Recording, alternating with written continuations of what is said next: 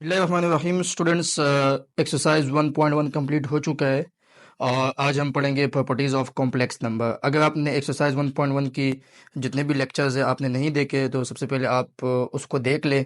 Playlist जो है class 11 में आपको मिल जाएंगे।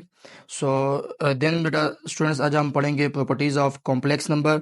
प्रॉपर्टीज़ ऑफ कॉम्प्लेक्स नंबर में सबसे पहले आपके पास जो है वो है commutative property with respect to addition. ठीक है, तो सबसे पहले प्रॉपर्टी आपके पास क्या है? कॉम्यूटेटिव प्रॉपर्टी ऑफ एडिशन है। सो कॉम्प्लेक्स नंबर जो है वो आपके पास कॉम्यूटेटिव प्रॉपर्टी, एसोसिएटिव प्रॉपर्टी और डिस्ट्रीब्यूटिव प्रॉपर्टी जो है वो होल्ड करती है। ठीक है, तो सबसे पहले आज हम पढ़ेंगे commutative property with respect to addition. So students, हम एक दो कॉम्प्लेक्स नंबर लेते हैं Z1, इसकी वैल्यू है 2+3 आयोटा और Z2 is equal to 4+5 iota. So students, यहाँ पे कॉम्यूटेटिव प्रॉपर्टी क्या कहलाती है कि A+B इज इक्वल टू, सही है, B+A। यानी कॉम्यूटेटिव प्रॉपर्टी में आपके पास चीज़ें जो है वो क्या होती है, रिवर्स हो जाती है। यानी अगर आपके पास A+B है तो इक्वल टू B+A। जैसे कि आपके पास स्टूडेंट्स लिखा है 2+3, सो इज इक्वल टू 3+2। तो ये आपके पास होती है commutative property with respect to addition. So students, हम क्योंकि कॉम्प्लेक्स नंबर की बात करें तो हम कॉम्प्लेक्स नंबर के ऊपर इसको हम फिट करेंगे या इसके ऊपर हम जो है ना अप्लाई करेंगे। So let Z1 is equal to 2+3 iota and Z2 is equal to 4+5 iota, then verify commutative property with respect to addition. So let Z1 plus Z2 2+3 iota plus 4+5 iota. So imaginary part में add होगा और real part में add होगा। सो 2+4 6 और 3+5 8 iota. Then Z2 plus, क्योंकि यहाँ पे students हमारे पास क्या है, Z1 plus Z2 is equal to Z2 plus Z1। यही तो आपके पास होती है कॉम्यूटेटिव प्रॉपर्टी। यानी चूंकि Z1 की जगह समझो कि आप A है और Z2 की जगह आप समझो B है, so A+B equal to B+A। So Z2 plus Z1, तो अगर हम Z1 को Z2 में प्लस करें या Z2 को Z1 में प्लस करें तो आपके पास दोनों आंसर क्या आएंगे, सेम आएंगे। तो ये प्रॉपर्टी आपके पास क्या हो गई, वेरीफाई हो गई है। ठीक है स्टूडेंट्स, इसके बाद हम पढ़ेंगे जो है वो commutative property with respect to multiplication. तो जिस तरह से हमने एडिशन में पढ़ा, हमने दो नंबर्स को इक्वल से पहले प्लस किया, फिर इक्वल के बाद भी उसको हमने रिवर्स ऑर्डर में, यानी Z1 plus Z2 and is equal to Z2 plus Z1 किया। इसी तरीके से हम जो है मल्टीप्लिकेशन में भी क्या करेंगे, Z1 multiply by Z2 equal to Z2 multiply by Z1। So students, आपके पास 4+5 आयोटा Z1 की वैल्यू है, Z2 की वैल्यू आपके पास है 3+2 iota. Then verify commutative property with respect to multiplication. So real part के साथ मल्टीप्लाई होगा, इमेजिनरी पार्ट इमेजिनरी के साथ होगा, एंड देन रियल जो है इमेजिनरी के साथ होगा, इमेजिनरी रियल के साथ होगा। सो देन Z1 को जब हमने Z2 के साथ मल्टीप्लाई किया सुनो तो आपका आंसर क्या आ गया, 2,23। एंड देन जब आप Z2 को Z1 के साथ मल्टीप्लाई करेंगे 3,2 multiply by 4,5। So this Z2 है और ये आपके पास स्टूडेंट क्या है, Z1 है। सो देन उसका भी आंसर आपके पास क्या है, 2,23। तो मतलब कॉम्प्लेक्स नंबर में कॉम्यूटेटिव प्रॉपर्टी ऑफ एडिशन भी होल्ड करती है और कॉम्यूटेटिव प्रॉपर्टी जो है विथ रिस्पेक्ट टू मल्टीप्लिकेशन भी क्या करती है, होल्ड करती है। अब एसोसिएटिव प्रॉपर्टी में क्या होता है कि एसोसिएटिव में आपके पास जो है वो तीन के आपके पास जो है वो नंबर्स आ जाएंगे, यानी तीन कॉम्प्लेक्स नंबर आ जाएंगे, Z1 Z2 and Z3। So let Z1 and Z2 and Z3 are the three complex number. Then associative property under addition is defined as Z1 plus Z2 plus Z3 is equal to Z1 plus Z2 plus Z3। अब इसमें students क्या करना है कि आपके पास अगर Z1 plus Z2 add हो ब्रैकेट में पैरेंथेसिस के अंदर, तो Z3 आपके पास बाहर ऐड होगा और फिर उसी के साथ Z1 को हम जो है ना बाहर कर देंगे और Z2 को Z3 के साथ पैरेंथेसिस में प्लस कर देंगे। जैसा बेटा स्टूडेंट्स हमारे पास ये है कि A plus B plus C equal to A plus B is equal plus C। ठीक है, तो यानी जिस तरह से आपके पास जो है A plus B plus C, ये तीन आपके पास वैल्यूज है, तो दो को हम पैरेंथेसिस में प्लस करेंगे लेफ्ट हैंड साइड पे और उसी तरह राइट हैंड साइड में पैरेंथेसिस में हम जो जो वैल्यू आपके पास बाहर है उसी को हम पहले पैरेंथेसिस के ब्रैकेट वाले वैल्यू के साथ क्या करेंगे, ऐड करेंगे और पैरेंथेसिस के लेफ्ट हैंड साइड जो सेकंड वैल्यू उसको हम बाहर कर देंगे। इस तरह स्टूडेंट्स आपके पास जो है सबसे पहले हमने क्या किया, यहाँ पे Z1 प्लस Z2 को हमने ऐड किया। एडिशन आपको पता है कि किस तरह से कॉम्प्लेक्स नंबर की एडिशन होती है। अगर आपको नहीं समझ में आया तो आप जो पिछले वीडियोस मैंने बनाई है उसमें आप देख सकते हो किस तरह से हम एडिशन और करते हैं कॉम्प्लेक्स नंबर की। सो स्टूडेंट्स यहाँ पे हमने Z1 को Z2 में पहले हमने क्या किया, पैरेंथेसिस को सॉल्व किया, Z1 प्लस Z2 इसको हमने ऐड किया तो आंसर आ गया 7 प्लस 7 आयोटा, 2 प्लस 7 आयोटा। ये आपके पास सेकंड आपके पास नंबर है Z3, ठीक है, ये आपके पास Z3 है। So then 7 plus 7 iota plus 2 7 iota 7 iota 7 iota कितना है 14 आयोटा।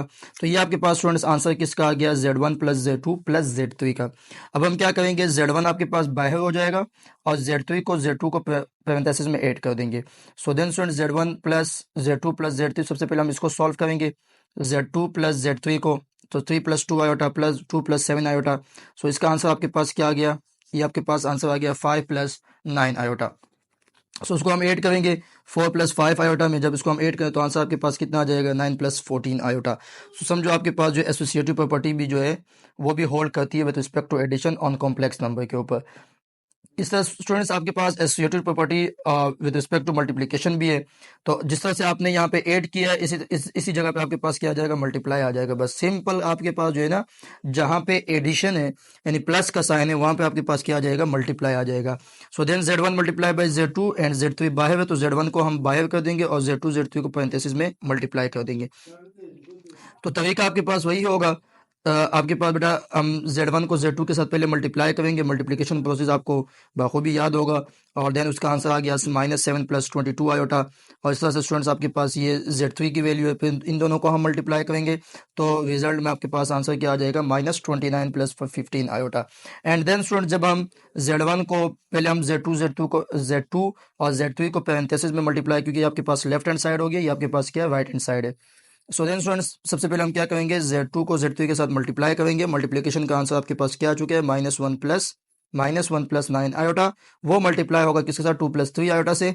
सो देन जब इसको हम मल्टीप्लाई करेंगे सो आपके पास रिजल्ट में क्या आ जाएगा, -29 प्लस 15 आयोटा। तो स्टूडेंट्स आपके पास जो कम्यूटेटिव प्रॉपर्टी ऑफ एडिशन भी होल्ड करती है, कम्यूटेटिव प्रॉपर्टी ऑफ मल्टीप्लिकेशन भी, एसोसिएटिव प्रॉपर्टी भी एडिशन और एसोसिएटिव प्रॉपर्टी ऑफ मल्टीप्लिकेशन। इस तरह स्टूडेंट्स अभी हम पढ़ेंगे डिस्ट्रीब्यूटिव प्रॉपर्टी ऑफ मल्टीप्लिकेशन और एडिशन। तो डिस्ट्रीब्यूटिव प्रॉपर्टी ऑफ मल्टीप्लिकेशन और एडिशन भी है और डिस्ट्रीब्यूटिव प्रॉपर्टी ऑफ मल्टीप्लिकेशन और सब्ट्रैक्शन भी है, लेकिन यहाँ पे सिर्फ और सिर्फ कॉम्प्लेक्स नंबर के ऊपर हम जो है डिस्ट्रीब्यूटिव प्रॉपर्टी ऑफ मल्टीप्लिकेशन और एडिशन ही एप्लीकेबल है, और आपके पास जो है सब्ट्रैक्शन की एप्लीकेबल नहीं है। तो स्टूडेंट्स आपके पास जो है डिस्ट्रीब्यूटिव प्रॉपर्टी ऑफ मल्टीप्लिकेशन में क्या होता है, हम स्केलर मल्टीप्लिकेशन करते हैं, यानी आपके पास जो है Z1 को मल्टीप्लाई करेंगे Z2 प्लस Z3 के साथ, ठीक है स्टूडेंट्स। तो ये आपके पास जो है लेफ्ट हैंड साइड है, तो पहले हमने क्या करना है, Z1 को Z2 के साथ मल्टीप्लाई करना है, फिर प्लस आएगा Z1 को फिर Z3 के साथ मल्टीप्लाई करना है। सो देन ये प्रॉपर्टी हमारे पास क्या कहलाती है, डिस्ट्रीब्यूटिव प्रॉपर्टी। यानी स्टूडेंट्स आपके पास जो है जैसे कि A मल्टीप्लाई हो रहा है B प्लस C के साथ, तो स्टूडेंट्स हम क्या करते हैं, पहले A को B के साथ मल्टीप्लाई करते हैं प्लस फिर A को C के साथ मल्टीप्लाई करते हैं। तो इस तरह से प्रॉपर्टीज हमारे पास क्या कहलाती है, डिस्ट्रीब्यूटिव प्रॉपर्टी। अब डिस्ट्रीब्यूटिव प्रॉपर्टी में आपके पास तीन वैल्यूज होगी, Z1 Z2 and Z3। Z2 और Z3 ब्रैकेट के अंदर प्लस होंगे और Z1 उससे बाहर क्या होगा, मल्टीप्लाई होगा, जिसको हम क्या कहते हैं, scalar multiplication. So then Z1 multiply Z2 and Z1 multiply by Z3। So then students आपके पास क्या करना है, पहले हमें लेफ्ट हैंड साइड लेना है, फिर आपके पास राइट हैंड साइड होगा। तो लेफ्ट हैंड साइड में पहले हमें क्या करना है कि Z1 को Z2 को Z3 के साथ क्या करना है, ऐड करना है। जब इसको हमने ऐड किया तो आंसर स्टूडेंट्स आपके पास आ गया 5 plus 6 iota. So then student जब इसको हमने मल्टीप्लाई किया 2 प्लस 3 आयोटा से, तो आपके पास रिजल्ट में आंसर क्या आ गया, -8 प्लस 27 आयोटा। इसी तरह स्टूडेंट्स हम क्या करेंगे, पहले Z1 Z2 को मल्टीप्लाई करेंगे, फिर Z1 को Z3 के साथ मल्टीप्लाई करेंगे एंड देन फिर उसके बाद उसको हम क्या करेंगे, ऐड कर देंगे। तो जब हमने Z1 को Z2 के साथ मल्टीप्लाई किया तो स्टूडेंट्स आपके पास आंसर आ गया -7 प्लस 22 आयोटा, और जब हमने Z1 को Z3 के साथ मल्टीप्लाई किया तो आंसर क्या आ गया, -1 प्लस 5 आयोटा, ठीक है। सो देन जब इसको हम ऐड करेंगे तो आंसर आपके पास क्या आ जाएगा, -8 प्लस 27 आयोटा। तो हियर यहाँ पे भी डिस्ट्रीब्यूटिव प्रॉपर्टी ऑफ मल्टीप्लिकेशन और एडिशन एप्लीकेबल है फॉर इन कॉम्प्लेक्स नंबर। इसके बाद स्टूडेंट्स हम पढ़ेंगे कि आइडेटिव आइडेंटिटी क्या होती है, मल्टीप्लिकेटिव आइडेंटिटी क्या होती है। आइडेटिव आइडेंटिटी अगर हम रियल नंबर में पढ़ते हैं तो आइडेटिव आइडेंटिटी का मतलब है कि अगर हम किसी भी वैल्यू को, रियल वैल्यू को जीरो के साथ ऐड करें सो देन आंसर आपके पास रिवर्स में वही, मतलब आपके पास वही आंसर आ जाए। जैसे कि A plus 0 is equal to A, 1 plus 0 is equal to 1। सही है स्टूडेंट्स, तो ये आपके पास क्या कहलाती है, आइडेटिव आइडेंटिटी। सो आइडेटिव आइडेंटिटी में हम क्या करेंगे, क्योंकि कॉम्प्लेक्स नंबर पढ़ रहे हैं तो अगर हम किसी भी कॉम्प्लेक्स नंबर को एक जीरो कॉम्प्लेक्स नंबर यानी आपके पास 0,0 उसके साथ ऐड करेंगे तो वही आपके पास वही वैल्यू आएगी, वही कॉम्प्लेक्स नंबर रिपीट होगा दोबारा। जैसे कि अगर हम करेंगे कि 1 प्लस 2 आयोटा और इसके साथ हम ऐड करेंगे 0,0, तो स्टूडेंट्स आपके पास आंसर वही आएगा 1+2 आयोटा। तो ये आपके पास क्या कहलाती है, आइडेटिव आइडेंटिटी। तो आइडेटिव आइडेंटिटी के अंदर अगर आप किसी भी कॉम्प्लेक्स नंबर को उसके जीरो कॉम्प्लेक्स नंबर के साथ ऐड करेंगे, सो देन स्टूडेंट्स वही जेड आपके पास वैल्यू रिटर्न में आपके पास वापस आ जाएगी। सो आइडेटिव आइडेंटिटी जो है, कॉम्प्लेक्स नंबर आपके पास क्या होती है, 0,0, ठीक है। और चूंकि वहां पे रियल नंबर के अंदर आपके पास आइडेटिव आइडेंटिटी जो होती है वो क्या होती है, 0 होती है। यहाँ पे आपके पास जो है, क्योंकि आपके पास रियल पार्ट भी है, इमेजिनरी पार्ट भी है, तो यहाँ स्टूडेंट्स आपके पास जो है additive identity of a complex number जो है वो 0,0 होगी, ठीक है। इस तरह से मल्टीप्लिकेटिव आइडेंटिटी, हम वहां पे क्या कहते हैं, रियल नंबर, किसी भी रियल नंबर को अगर हम 1 के साथ मल्टीप्लाई करेंगे, सो देन उसका आंसर वही आएगा, A1 ज़ा A, 1 multiply by 1, 2 multiply by 1, 2, तो आपके पास वही आंसर रिपीट होगा, यानी 2 1 ज़ा 2, 1 1 ज़ा 1। तो वहां पे रियल नंबर में आपके पास जो है मल्टीप्लिकेटिव आइडेंटिटी क्या होती है, 1 होती है। इसी तरीके से यहाँ पे कॉम्प्लेक्स नंबर में अगर हम किसी भी कॉम्प्लेक्स नंबर को 1,0 के साथ मल्टीप्लाई करें, यानी रियल पार्ट आपके पास क्या होना चाहिए, 1, और इमेजिनरी पार्ट आपके पास क्या होना चाहिए, 0। तो अगर हम इसको मल्टीप्लाई करेंगे, सो देन मल्टीप्लिकेटिव आइडेंटिटी जो है वो आपके पास क्या आ जाएगी, यहाँ पे, यानी z के साथ अगर हम किसी भी 1,0 को मल्टीप्लाई करेंगे, सो देन आपका आंसर क्या आएगा, वही z आएगा। अब 1,0 multiply by z, 1,0 A B, तो आपके पास क्या आएगा, वही z आएगा। So then multiplicative identity in a complex number आपके पास क्या होती है, 1,0। So 1,0 is the multiplicative identity in the set of complex number. और आइडेटिव आइडेंटिटी क्या होती है, 0,0। ये स्टूडेंट्स आपको याद रखना है, कॉम्प्लेक्स नंबर के अंदर आइडेटिव आइडेंटिटी होती है 0,0 और मल्टीप्लिकेटिव आइडेंटिटी आपके पास होती है 1,0, ठीक है। तो इसी तरीके से यहाँ पे नोट में आपके पास लिखा हुआ है कि 10, मैंने अब यहाँ पे हाईलाइट भी इसको किया हुआ है कि then 0,0 and 1,0 are the identities with respect to addition and multiplication. So 0,0 जो है, आइडेटिव आइडेंटिटी का मतलब क्या होता है, एडिशन, आइडेटिव का मतलब है एडिशन, मल्टीप्लिकेटिव का मतलब है मल्टीप्लिकेशन। तो यहाँ पे 0,0 जो है वो आइडेटिव आइडेंटिटी है विद रिस्पेक्ट टू एडिशन है। आइडेटिव आइडेंटिटी आपके पास है एडिशन के लिहाज से, आइडेंटिटीज जो है एडिशन के लिहाज से, और 1,0 आपके पास क्या है, मल्टीप्लिकेशन के लिहाज से, ठीक है स्टूडेंट्स।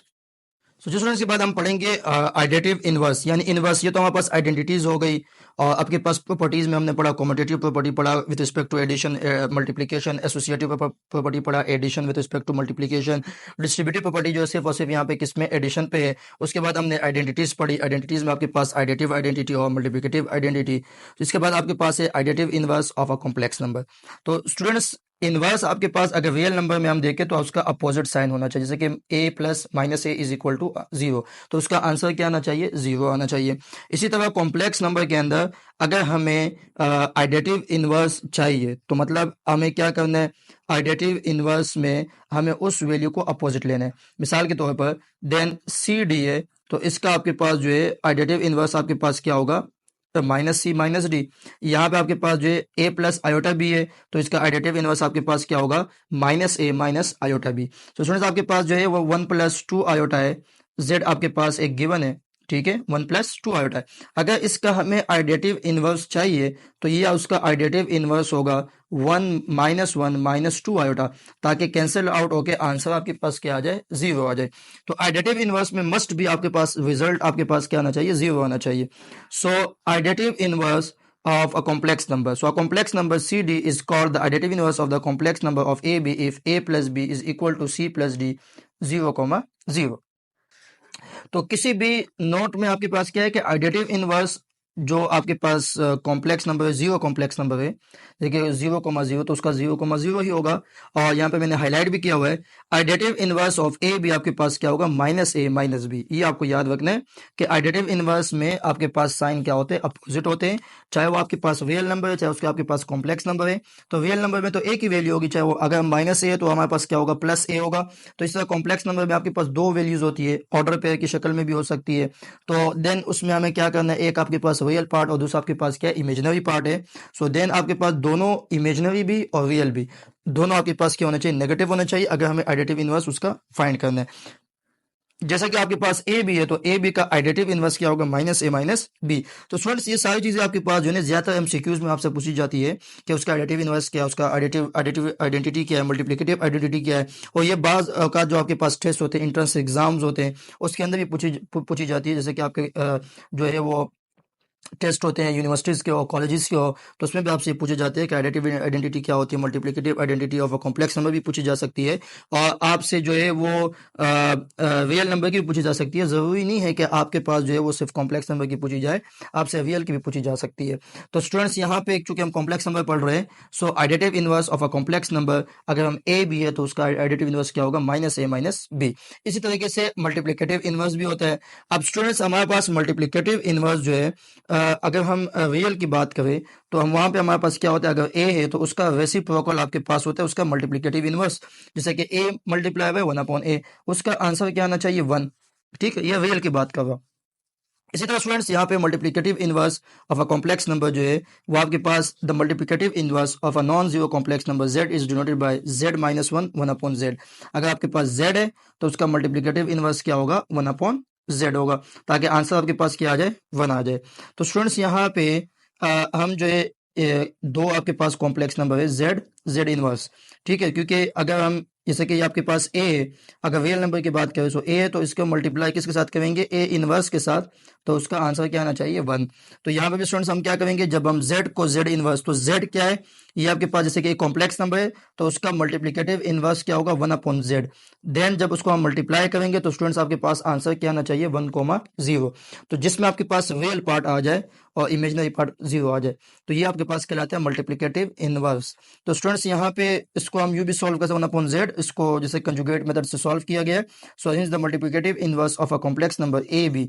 अगर हमें ए बी की कोई भी नंबर हो, अगर उसका हमें जो है मल्टीप्लिकेटिव इनवर्स चाहिए, तो हमारे पास क्या होगा, A divided by A square plus B square comma minus B A square plus B square plus B square. ठीक है, तो स्टूडेंट्स अगर हमें कॉम्प्लेक्स नंबर का आपको मल्टीप्लिकेटिव इनवर्स चाहिए किसी भी कॉम्प्लेक्स नंबर का, तो हम ये वाला फार्मूला भी यानी ये वाला मेथड भी यूज कर सकते हैं, a divided by A square plus B square comma minus b divided by A square plus B square. इसकी एक्सरसाइज भी होगी, इसमें हम बता देंगे आपको कि किस तरह से हम इसको सॉल्व करते हैं।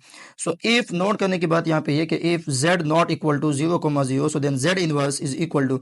अब यहाँ पे एक कंडीशन आपके पास है कि अगर z आपके पास यानी जो कॉम्प्लेक्स नंबर है वो आपके पास अगर 0 नहीं है, ना उसका रियल पार्ट 0 है ना उसका इमेजिनरी पार्ट 0 है, सो देन पे आपके पास जो है हम इस मेथड से भी उसको हम फाइंड आउट कर सकते हैं, जैसे कि z conjugate divided by z mod उसका होल स्क्वायर। तो इससे भी हम फाइंड कर सकते हैं z inverse is equal to z conjugate divided by z mod उसका होल स्क्वायर। तो यहाँ से भी हम उसको, अगर आपके पास जो है वो 0 नहीं है, यानी आपके पास जो है ना 1+2 आयोटा है, 1,2 है, 3,2 है, अगर वो आपके पास 0,0 नहीं है तो हम इससे भी उसको हम फाइंड आउट कर सकते हैं किसी भी multiplicative inverse of a complex number को। सो देन स्टूडेंट्स एक एग्जांपल के तौर पर यहाँ पे सॉल्व हुआ है। So find the multiplicative inverse of a complex number, जैसे कि 5+3 आयोटा है, तो आप इस तरह से भी कर सकते हो। दो मेथड आपके पास गिवन है, z इनवर्स, जैसे कि ये आपके पास मेथड जो गिवन था, ए की वैल्यू क्या है, 5 है, और इस तरह से ए स्क्वायर प्लस बी स्क्वायर, तो ए की वैल्यू क्या है, 5 का स्क्वायर प्लस 3 का स्क्वायर कोमा -3, बी की वैल्यू क्या है, यहाँ पे 3 है तो उसको माइनस के साथ लेंगे, 5 का स्क्वायर, तो आंसर आपके पास क्या आ जाएगा, 5 divided by 3/4 minus 3 divide by 34, यानी sorry 5 divide by 34 minus 3 divide by 34। इस तरह से अगर आप उसको आप इस तरह से निकालेंगे, जैसे कि दूसरा आपके पास मेथड है z conjugate divided by z mode का होल स्क्वायर, तो वहाँ पे आप सबसे पहले क्या करेंगे, इसका कंजुगेट करेंगे तो 5 - 3 हटा, और इसका मॉडुलस निकालेंगे, तो मॉडुलस आपको पता है कि अंडर रूट लगाएंगे, पहली वैल्यू का स्क्वायर सेकंड वैल्यू का स्क्वायर, तो देन आपके पास तब भी आंसर आपके पास क्या आएगा, सेम आएगा। तो इस नंबर का, कॉम्प्लेक्स नंबर का जो आपके पास कंजुगेट है, सॉरी आपके पास जो मल्टीप्लिकेटिव इनवर्स है वो आपके पास क्या आ गया, 5 divide by 34 minus 3 divide by 34। चाहे आप इस मेथड से करें, चाहे आप इस ये मेथड लगाए, चाहे ये लगाए, लेकिन दोनों आपके पास क्या होगा, सेम होगा। ये कब लगा सकते हैं, जब आपके पास 0,0 ना हो, यानी कोई भी कॉम्प्लेक्स नंबर जो है वो 0 ना हो, तो अब इसको हम अप्लाई कर सकते हैं। स्टूडेंट्स इसमें आपको एक बात का ख्याल रखना है कि अगर हम किसी भी कोई भी आपके पास 0,0 है, सही, एक कॉम्प्लेक्स नंबर है वो 0,0 यानी 0 कॉम्प्लेक्स नंबर है, तो उसका आपके पास आइडेटिव इनवर्स सॉरी मल्टीप्लिकेटिव इनवर्स जो है वो एग्जिस्ट नहीं करता। ये बात आपको याद रखनी है। अगर किसी एमसीक्यूज में या किसी टेस्ट में आपसे पूछा जाए कि आपके पास जो है वो 0,0 का मल्टीप्लिकेटिव इनवर्स एग्जिस्ट करता है या नहीं करता, तो स्टूडेंट्स एग्जिस्ट नहीं करता। वो इस वजह से कि स्टूडेंट्स अगर हम यहाँ पे ए की जगह पे 0 रखेंगे, यहाँ पे भी 0, तो 0 डिवाइडेड बाई 0, सही है, 0 डिवाइडेड बाई 0, सो देन ये आपके पास क्या होता है, अनडिफाइन हो जाता है, अनडिटरमिनेंट हो जाता है, अनडिटरमिनेंट हो जाता है। सो दैट्स वाई कि आपके पास जो है कॉम्प्लेक्स नंबर के अंदर जो 0,0 है इसका मल्टीप्लिकेटिव इनवर्स एग्जिस्ट नहीं करता। ठीक है स्टूडेंट्स, क्योंकि जब हम 0 डिवाइडेड बाई 0 करेंगे सो देन ये आपके पास क्या हो जाता है, अनडिफाइन हो जाता है। तो इस वजह से आपके पास जो है multiplicative inverse of 0,0 does not exist.